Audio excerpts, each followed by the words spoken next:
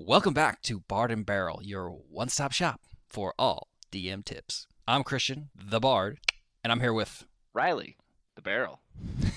Today we are going to be talking about getting to know yourself as a player in D&D. First, we're going to be talking about what player types you may or may not fit into, how those player types are going to affect your games, and then finally, how you can use those player types and that knowledge to play to your strength. But without further ado, let's get into this. Well, let's talk about player types.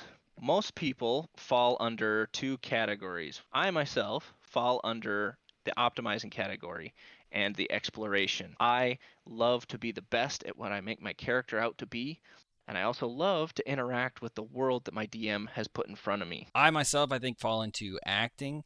I love being in character, funny voices, all the above, and problem solving. I love solving the difficult problems in D&D, such as opening doors. So let's talk about where you can find these things. If you're using the 2014 DMG, you're going to be on page 6, and then here in the new 2024 edition, you're going to find it on page 21. So the first one is acting, next one, exploring, instigating, fighting, optimizing, problem solving, and finally, storytelling. And in the 2024, they added a socializing category as well.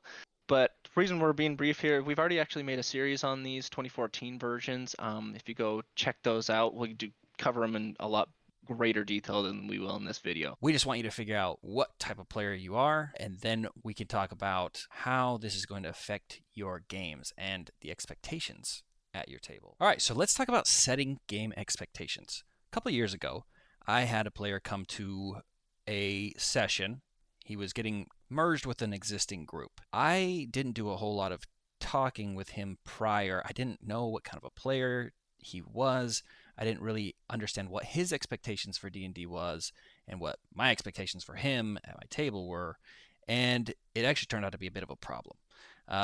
During this session, he treated it more like a Skyrim, let's say, video game, and was robbing some people, stealing some things. It actually made the other people in the group fairly uncomfortable. This differing of expectations actually created a bit of uneasiness and conflict. And I could see this as a DM. I could see that my group was not very happy with how this was going.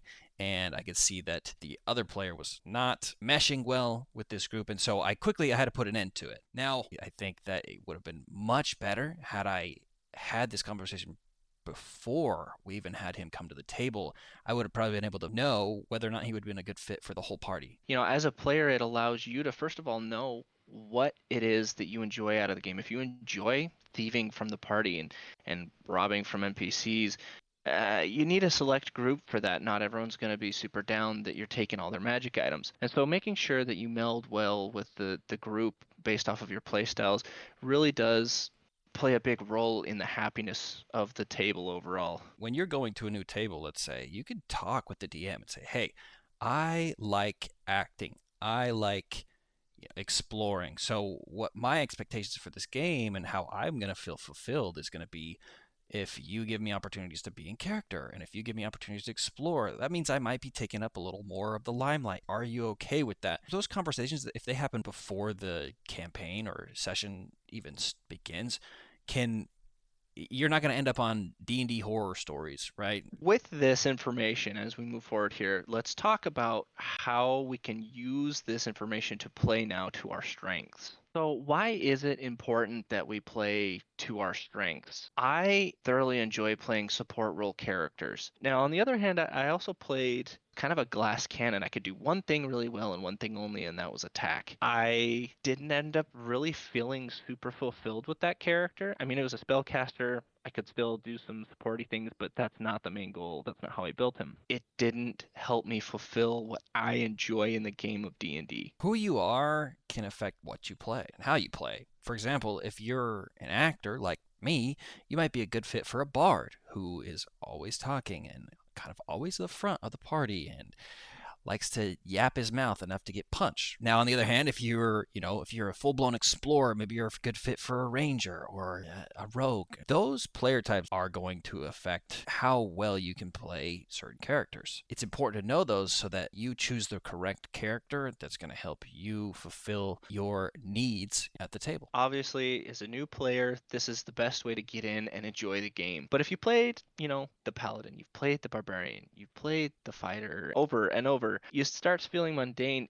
It's okay to start dabbling in other areas, and maybe you find that you love the problem solving aspect. You just never had tried it before. So feel free to dabble, but first find out what your strengths are and play to that, because that is ultimately what will bring you happiness and success in the game of D&D. Alrighty, rip open that DMG and find out what type of player you are. Then use that player type to set your game expectations. And finally, use those player types to play to your strengths. That's it, guys. That's as simple as it gets. Go out, have fun, play to your strengths, enjoy yourself at the table, and if you need to, find a new group that'll enjoy your character just as much as you do. And until then, we'll catch you next time on Bard and Barrel. Bard and Barrel.